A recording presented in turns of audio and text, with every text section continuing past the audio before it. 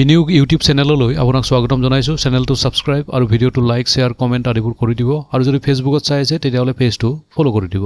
ধান এপ্লিকেশনত আপোনাৰ T pin বনাব লাগে কেনেকৈ আহক চাও। এই টি পিনটো এটা দিনৰ বাবে বৈধ হয় আৰু ইয়াৰ প্ৰয়োজন কেতিয়া পৰে যেতিয়া আপুনি নিজৰ পোৰ্টফলিঅ'ত থকা ডেলিভাৰী ষ্টকবোৰ বিক্ৰী কৰিবলৈ লয়। ইয়াক কেনেকৈ বনাব লাগে একদম সহজ। ধান এপ্লিকেশন ওপেন কৰক। এপ্লিকেশনত যোৱাৰ পাছত পোৰ্টফলিঅ'ত যাওক।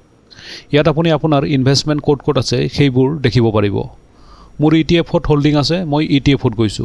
এতিয়া আপুনি যদি এটা নিৰ্দিষ্ট শেয়াৰ বিক্ৰী কৰিব বিচাৰে তেন্তে টি পিন ভেৰিফাই কৰিব লাগিব। এবাৰ টি পিন ভেৰিফাই কৰিলে যিমান ষ্টক পোৰ্টফলিঅ'ত আছে সকলোবোৰ টি পিন ভেৰিফিকেশ্যন আজিৰ দিনটোৰ বাবে হৈ যায়। অৰ্থাৎ এই টি পিনটো আজিৰ দিনটোৰ বাবে সকলো হোল্ডিং শেয়াৰৰ কাৰণে ভেৰিফাইড হৈ যাব। টি পিন বনাবলৈ আপুনি এই সেল বটনটো দবাওক, নাইবা এটা সহজ উপায় দিছো, এই গো য'ত লেখা আছে ভেৰিফাই হোল্ডিং উইথ CDSL এইটোত ক্লিক কৰক। ইয়াত ক্লিক কৰাৰ পাছত এটা অপশ্যন আহিব ফাৰ্ষ্ট সেল উইথ DDPI। মই DDPI ব্যৱহাৰ নকৰোঁ, মই EDIS ব্যৱহাৰ কৰোঁ। মানে মই প্ৰতিবাৰ বিক্ৰী কৰাৰ সময়ত টি পিন দিম। মই মূলতঃ দীঘলীয়া সময়ৰ বাবে ইনভেষ্ট কৰোঁ, সেয়েহে এই DDPI প্ৰয়োজনবোধ নকৰোঁ। সাধাৰণতে কি হয়, টি পিন বনাবলৈ আপুনি CDSL ৱেবছাইটত যায়, তাত গৈ BOID পান আদি সকলো তথ্য এণ্টাৰ কৰিব লাগে। কিন্তু ধানত টি পিন একেবাৰে ইজি কৰা হৈছে।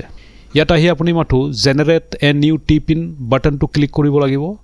এইটো কৰা মাত্ৰে আপোনাৰ ৰেজিষ্টাৰ্ড মোবাইল নম্বৰলৈ এটা পিন আহিব আৰু সেইটোৱে আপোনাৰ টি পিন হ'ব। এতিয়া আপুনি এই টি পিনটো ইয়াৰ পৰা কপি কৰিব।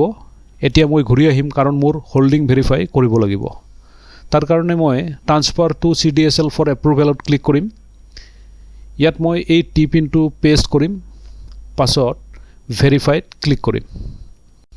তাৰ পাছত মোৰ ৰেজিষ্টাৰ্ড মোবাইল নম্বৰলৈ এটা OTP আহিব আৰু মই ইয়াত সেই OTPটো দিম। OTPটো দিয়াৰ পাছত ভেৰিফাই কৰিলেই মোৰ সকলো হোল্ডিং ভেৰিফাই হৈ যাব।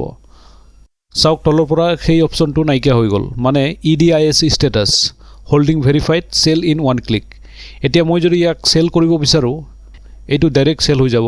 কিমান কোৱান্টিটি বিক্ৰী কৰিম, কিমান প্ৰাইজত বিক্ৰী কৰিম এইবোৰ এণ্টাৰ কৰিব লাগিব। ইয়াৰ পাছত মই সহজে আন কোনো ভেৰিফিকেশ্যন নকৰাকৈ ইয়াক বিক্ৰী কৰিব পাৰিম।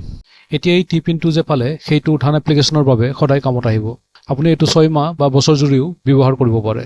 আৰু যদি আপোনাৰ প্ৰয়োজন হয় তেন্তে আপুনি DDPI এক্টিভেট কৰি ল'ব পাৰে।